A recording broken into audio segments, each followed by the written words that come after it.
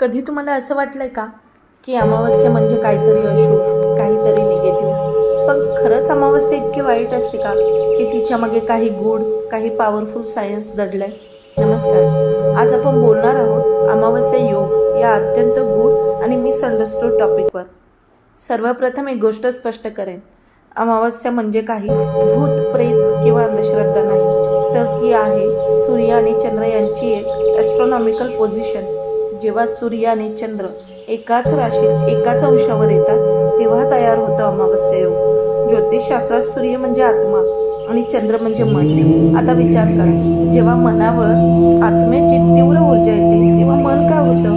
ते शांत होतं, कधी कन्फ्युज होतं, कधी डिरेक्शन हरवतं. म्हणूनच अमावस्येला चंद्र दिसत नाही, कारण तो सूर्याच्या तेजात कम्प्लिटली ॲब्झॉर्ब झालेला असतो.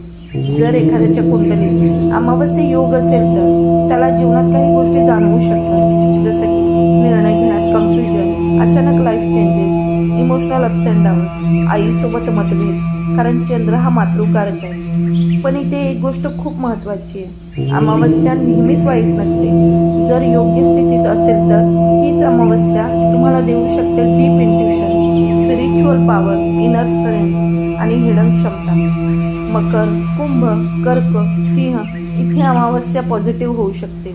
मेष, वृषभ योग्य ग्रहस्थितीत फायदेशीर असू शकते, पण तूळ, वृश्चिक किंवा 6व्या-8व्या स्थानात चॅलेंजेस देऊ शकते. जर अमावस्या योग त्रास देत असेल तर सोमवारी ओम नमः शिवायचा जप करा. अमावस्येला तांदूळ, गूळ आणि दूध दान करा. पितृतर्पण करा. काली माता शिवपूजा करा. पॅरेंट्सचा आदर ठेवा. हे खूप इम्पॉर्टंट आहे. आपल्या शास्त्रानुसार अमावस्या ही पितरांची तिथी मानली जाते. असं मानलं जातं की या दिवशी आपल्या पूर्वजांची ऊर्जा आपल्या आसपास असते. म्हणूनच श्राद्ध, दान आणि साधना याला खूप महत्त्व आहे. म्हणून पुढच्या वेळी जेव्हा अमावस्या येईल तेव्हा घाबरू नका, कारण अंधार जितका गडद असतो तितकीच नवीन सुरुवात जवळ असते. अमावस्या म्हणजे शेवट नाही, तर एक पॉवरफुल न्यू बिगिनिंग आहे. धन्यवाद.